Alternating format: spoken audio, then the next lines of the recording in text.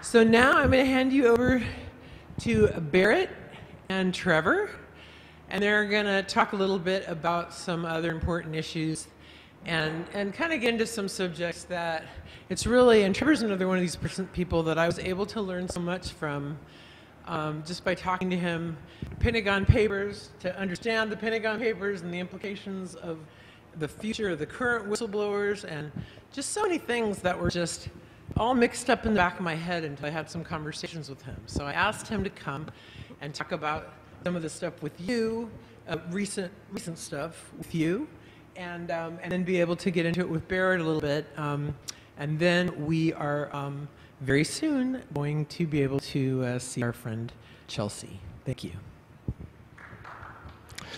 Thanks, Lisa. Whoa, this one's a little hotter than the last one.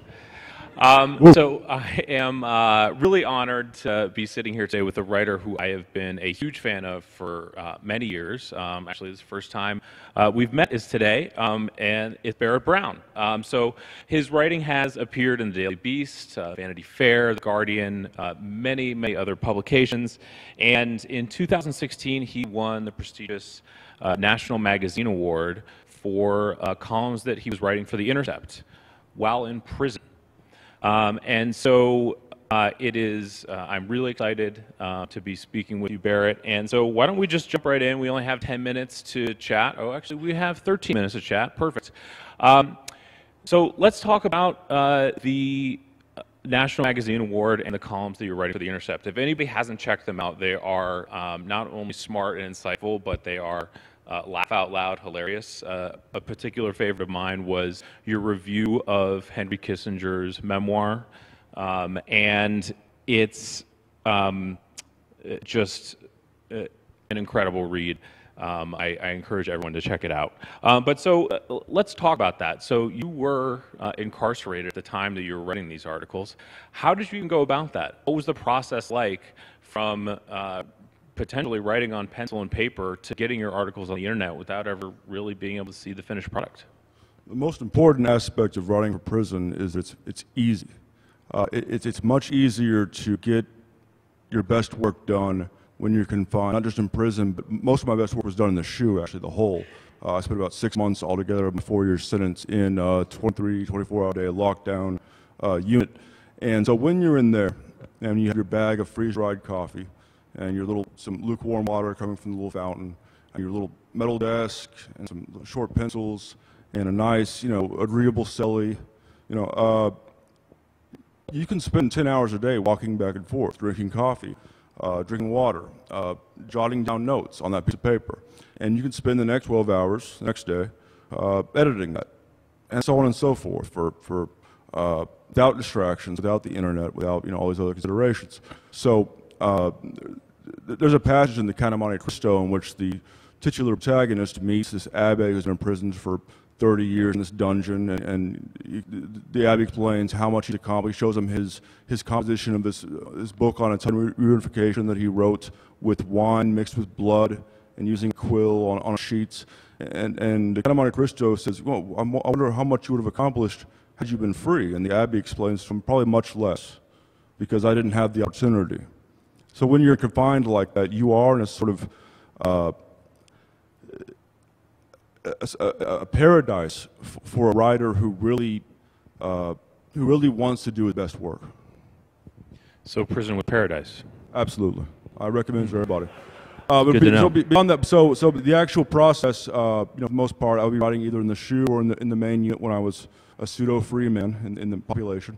And write it on paper, and then a couple pages, and then edit it. Make lots of scratch marks. Oftentimes we had no erasers in the SHU, especially. You had short little pencils with no erasers. So that does change the composition process a bit. It means you're more deliberate in what you write. If you're limited on paper, you take more time to feel the words and to consider their utility. And so there's just all these little mundane factors that together collectively, help to inform that process. So I would write them, and I would mail them out. I was retaliated against quite a bit in prison, just like in regular street life, but they never tried to stop a column from getting out. And the unfortunate thing about that is that even when I was writing about their due process violations and documenting these things and sending out copies proving a number of criminal activities by the prison staff, they knew it didn't really matter. They know just like I do that journalism can only go so far in a society marked by a incoherent and cowardly citizenry that, even to the extent that they are virtuous, have no pathway for the most part to actually impact their own government. Well, so let's talk about that a little bit. I mean, so like you just mentioned, you weren't just writing about current events or Henry Kissinger, you were writing about the conditions within prisons. So what was the response from prison officials, either to you, saying to you personally, or retaliation that you received for your writing? As with any institution, I mean, the institution itself, even if it's intended as a cohesive, monolithic whole with a single agenda, it's obviously fractured into individuals who themselves are not entirely cohesive or not entirely sort of intense on a certain pathway. So there was staff members, administration people, people who liked my columns. There's some who admired what I was doing. There were some who didn't really care one with the other. But I was retaliated against a few times, mostly for giving interviews over the phone. Most of the time I spent in the SHU was because of these kinds of retaliation. The other major case was when I participated in a inmate demonstration, and we were put in the SHU for 2 months for investigation. Most of the retaliation I encountered was not like programmatic. It was not part of a cohesive whole in which they're trying to achieve an effect. It was reactive. It was the impulses of individual staff members, administrators who don't really care about each other, don't necessarily care about the BOP, but in many cases feel the need, I guess, to flex. And so that's the most important lesson, because it applies not just to some of these not terribly effective or brilliant prison officials, but it also applies to many institutions, many state institutions in particular. There's always fractures there. There's always inefficiencies. They're not working as a hive mind. We all know that. It's obvious, but we lose sight of it sometimes. And we personalize institutions. Sometimes we miss seeing the vulnerabilities. So let's talk a little bit about your writing since you've been out. I mean, so you've been fairly prolific on Twitter. You've also been writing for D Magazine and on Medium, and actually you have a memoir coming out, which we'll get to in a little bit. But there was one in particular story which I found really interesting, which you covered recently, and that was the police killing in Texas of an African-American named Botham Jean, where you were actually credited by other journalists with catching the police in multiple lies and actually being a couple steps ahead of the local media there. And so, talk to us a little bit about your process. How did that happen? And what does that say about the state of media that you were able to beat them on this story? I think the most important part of that to remember is that about half of the stuff that I ended up putting out before the mainstream press was not me. That was crowdsourced research. So that was me on Twitter saying, hey, here's some aspects we know. Whoever wants to look into this and find, for instance, go through her the Pinterest social media accounts of this officer who had shot the black male in his own apartment, and them finding stuff and them sometimes putting things together and then just bringing it to me, on my Twitter threads, and then me having this number of followers, just being in a position to act upon it. In other situations, I did just traditional calling and getting sources and sort of plotting to entrap the local police union head.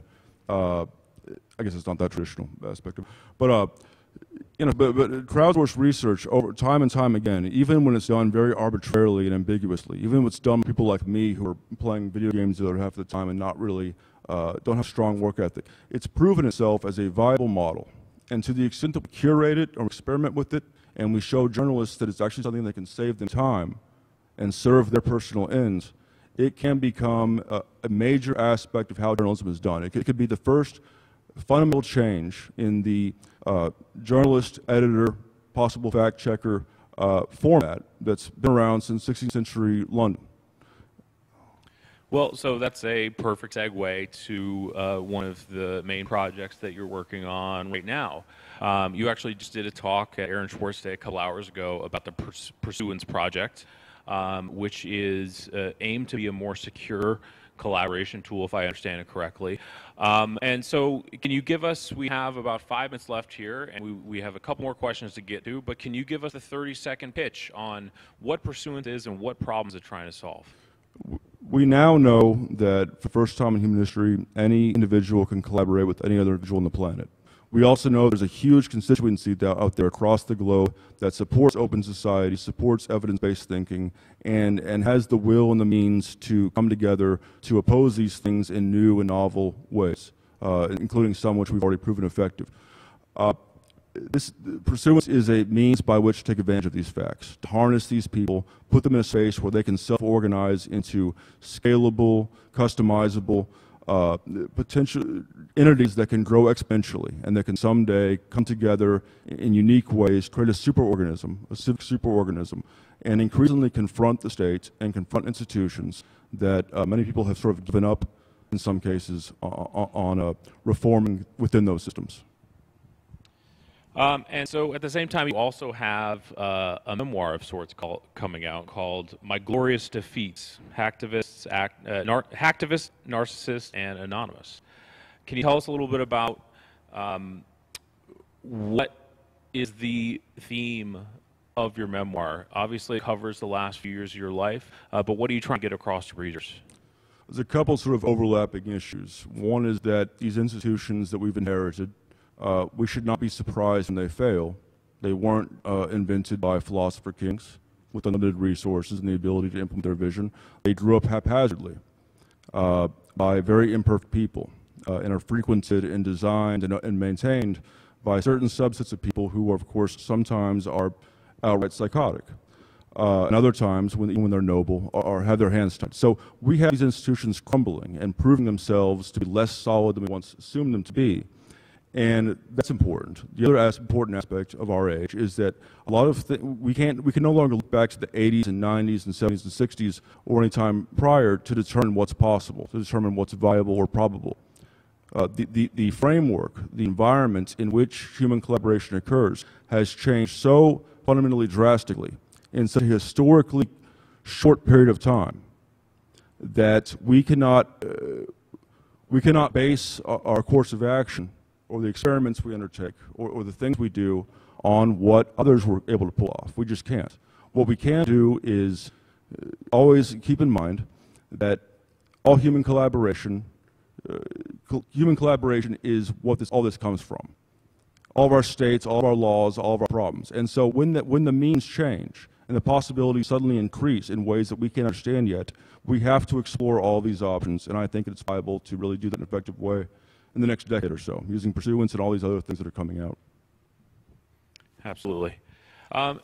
With this being Aaron Swartz Day, I'd love to hear from you. Did you actually know Aaron personally?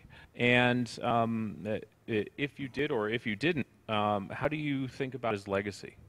I didn't really know him. I encountered him, I think, once or twice online. He once offered to do a FOIA request on persona management, which is one of my interests back then. It's one of these disinformation propaganda methodologies that have come out of the intelligence contracting industry and have been encouraged by various states, something that I think is very dangerous. So he offered to do his thing on that, to explore the possibility, see if we could get some information on it. And the interesting thing about that is that I've sort of forgotten about it until recently, and I'm not sure where that was left. I'm not sure if he got the results back. Someone asked me about it. But it showed Aaron Swartz knew what was important. He agreed with me on this one aspect of these propaganda methodologies being important, and he also anticipated all of us in envisioning a different kind of internet that we didn't just accept from last year, that we actually built from the ground up according to our values.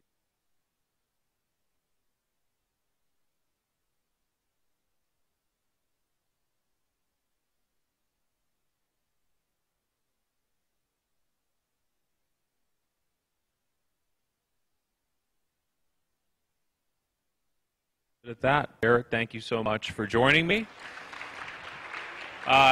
Make sure to check out Pursuance Project and My Glorious Defeats, coming to a bookstore near you very soon. Thank you very much.